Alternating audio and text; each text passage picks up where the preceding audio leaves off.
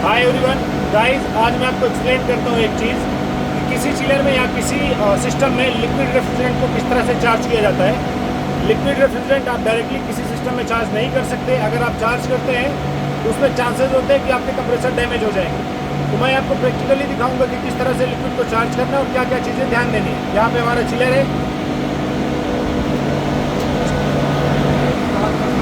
ये चिलर है हमारा, और इसमें देखें यहाँ पे मैंने सिलेंडर को उल्टा किया हुआ। ये देखें R134 है, गैस है, इसका कलर कोड आप देख सकते हैं ग्रे है।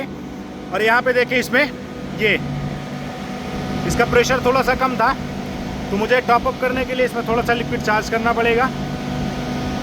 यहाँ पे मैं सिलेंडर दिखा देता हूँ। ये देखें, ये made in USA, I think ये हनीवेल है। आप ये देख सकते हैं, ये देखें ये R134 है। ये देखें ये सिलेंडर है और इसको मैंने बॉटम की साइड से रखा हुआ है, नीचे की तरफ से। जब कभी भी आपको लिक्विड रेफ्रिजरेंट चार्ज करना है तो सिलेंडर को ऐसे ही रखना है। ध्यान रहे कि उस वक्त आपका एम्बिएंट टेम्परेचर बहुत हाई नहीं होना चाहिए, वरना यहाँ से हेड प्रेशर अगर बढ़ेगा तो सिलेंडर फटने के चांसेस हो सकते हैं। तो इस कंडीशन से बचने के लिए आप इसको जब कभी भी चार्ज करें तो नॉर्मल टेम्परेचर पर करें। अब इसके बाद आपको क्या ध्यान देना है, आपको ध्यान देना है कि आपका जो चिलर हो या कोई भी सिस्टम, अगर आप उसको डायरेक्टली, अगर आप गैस चार्ज कर रहे हैं, डायरेक्टली कर रहे हैं आप, मतलब रनिंग कंप्रेसर पे आपको करना है, या फिर आप डायरेक्ट चार्ज कर रहे हैं, पूरा फुल रेफ्रिजरेंट आपको उसमें चार्ज करना है, तो आपको चार्ज करना होगा यहाँ से लिक्विड लाइन से। ये देखें, ये इसकी लिक्विड लाइन है, ये वाली, इसकी लिक्विड लाइन से आपको चार्ज करना पड़ेगा। अगर आपको लिक्विड लाइन से नहीं करना है, खाली टॉपअप करना है जैसा कि मैं कर रहा हूँ, तो उस कंडीशन में आप यहाँ से चार्ज नहीं कर सकते, क्योंकि ये सारे वॉल ओपन होते हैं और यहाँ से लिक्विड आ रहा होता है आपकी सक्शन की साइड पे। मतलब ये आपकी यहाँ से लिक्विड लाइन लिक्विड आएगा और सीधा एक्सपेंशन से होते हुए यहाँ पे आपका हीट एक्सचेंजर लगा हुआ है जो कि प्लेट टाइप का है। तो इसकी हीट एक्सचेंज होकर फिर ये आगे सक्शन की तरफ चला जाएगा। सक्शन की तरफ मतलब यहाँ से सीधा आपका कूलर की तरफ जाएगा। यहाँ पे इसका कूलर है और कूलर के बाद फिर ये कंप्रेसर की तरफ चला जाएगा। तो लिक्विड को चार्ज करने से पहले आपको ध्यान में ये रखना है कि आपका जो रेफ्रिजरेंट है, पहले आप उसको नॉर्मली चार्ज कर लें। फिर थोड़ा सा अगर टॉपअप की ज़रूरत है, जैसे कि मुझे ज़रूरत है, तो उस कंडीशन में मैं चार्ज कर रहा हूँ। तो अब मैं आगे आपको दिखाता हूँ कि किस तरह से चार्ज करना है। इसके पहले भी मैंने वीडियोस बनाई हैं और उसमें मैंने एक्सप्लेन किया था कि किस तरह से आपको जो है ना गैस चार्जिंग करनी है। उसके अंदर भी मैंने लिक्विड को इंजेक्ट करने का, मतलब लिक्विड जैसे मैं डाल रहा था वहाँ पे, तो मैंने समझाया था आपको किस तरह से लिक्विड को चार्ज करना है। अब आगे दिखाता हूँ मैं आपको। अब यहाँ पे देखें आप लोग, ये R134A है और एक गैस और होती है R410, जिसे आप लिक्विड के तौर पर चार्ज करते हैं, मतलब लिक्विड की फॉर्मेशन में आप चार्ज करते हैं। अब यहाँ पे देखें, मैं इसमें लिक्विड इसलिए चार्ज कर रहा हूँ क्योंकि इसमें थोड़ी सी गैस कम है, तो मुझे चार्ज करना पड़ेगा। चार्ज करने के बाद अभी ये सिस्टम रनिंग पे है, तो ये इसके मैं एम्पियर और दूसरी चीज़ें एक्सपेंशन वाला और इसके प्रेशर वगैरह देख के नॉर्मली मैं इसको चार्ज कर दूँगा। चार्ज करते टाइम आपको क्या ध्यान देना है, आप इसके गेज के सिलेंडर आपको खोल लेना है और कंट्रोल कहाँ से करना है, कंट्रोल आपको करना है गेज से। यहाँ से देखिए ये गेज है और दिखा दूँ मैं ये पोर्ट कहाँ पर कनेक्टेड है। ये देखिए, इसका सक्शन का पोर्ट होता है जो कूलर के ऊपर बिल्कुल इंस्टॉल होता है। ये कूलर है इसका, वहाँ से लेके यहाँ तक ये इसका कूलर और ये लीविंग वाटर है, तो यहाँ तक ये पूरा कनेक्टेड है। अब ये यहाँ पे देखें इसका प्रेशर, ये देखें ये।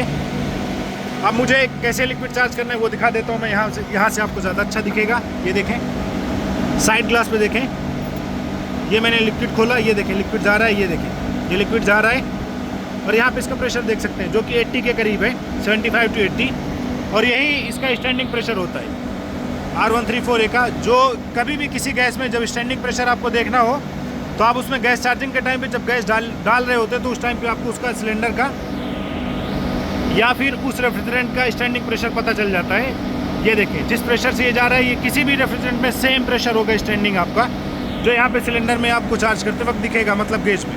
अब इसको बंद करें, थोड़ा सा चार्ज करने के बाद यहाँ पे अब देखें, थोड़ा सा मैंने चार्ज किया था, रुकूंगा, फिर थोड़ी देर प्रेशर देखूंगा, थोड़ी देर में आपको चार्ज करना है। ये देखें, फिर इसको खोलूंगा मैं, ये लिक्विड जा रहा है, देख सकते हैं आप। ये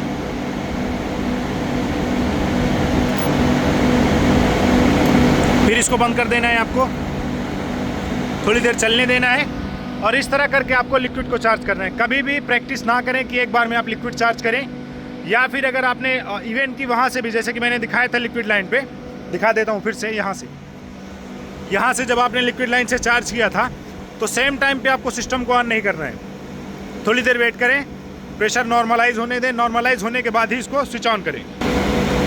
आपको मैं एक चीज़ बता दूं कि आप लिक्विड चार्ज क्यों करते हैं। किसी रेफ्रिजरेंट में आपको लिक्विड की फॉर्मेशन जैसे कि रिकमेंडेड होती है स्पेशली R410A जो कि मिक्सर होती है, तो मिक्सर की वजह से आपको लिक्विड चार्ज करना पड़ता है। लेकिन आप डायरेक्टली लिक्विड, जैसा कि मैंने पहले भी बताया, डायरेक्टली लिक्विड कभी भी नहीं करना है। आपको लिक्विड इंजेक्ट करना है अगर डायरेक्टली पूरी फुल गैस चार्जिंग में, तो आप लिक्विड लाइन से करें। उसके बाद सिस्टम को रन कराएं थोड़ी देर तक चलाने के बाद जब उसका प्रेशर नॉर्मल हो जाए, एम्पियर नॉर्मल हो जाए, मतलब एक जगह आके रुक जाएं, फिर उसके बाद आपको लिक्विड चार्ज करना है। मैंने वहाँ पे दिखाया आपको कि थोड़ा थोड़ा अमाउंट में लिक्विड को चार्ज करना है। और वेपर की कंडीशन अगर आपको, जैसे कि कुछ गैसें हैं जिसमें हमें वेपर की फॉर्मेशन में चार्ज करना है, तो उस कंडीशन में फिर आप सिलेंडर को बॉटम की तरफ से नहीं रख सकते। बॉटम की तरफ से इसलिए नहीं रख सकते क्योंकि लिक्विड का वेट आपके वेपर के वेट से ज़्यादा होता है और लिक्विड हमेशा हेवी होने की वजह से बॉटम के साइड पे आता है। तो जब आप उसे उल्टा करेंगे तो लिक्विड नीचे की तरफ आ जाता है सिलेंडर में। दिखा देता हूँ मैं कैसे। जैसा कि यहाँ पे देखें, अभी ये सिलेंडर बिल्कुल खड़ा हुआ है, बिल्कुल सीधा सिलेंडर है, तो इसका लिक्विड जो होगा आपका नीचे की तरफ होगा। इसमें लिक्विड नीचे की तरफ है और इसके अपोजिट इसका लिक्विड, यहाँ पे ये वाले सिलेंडर का लिक्विड नीचे की तरफ है।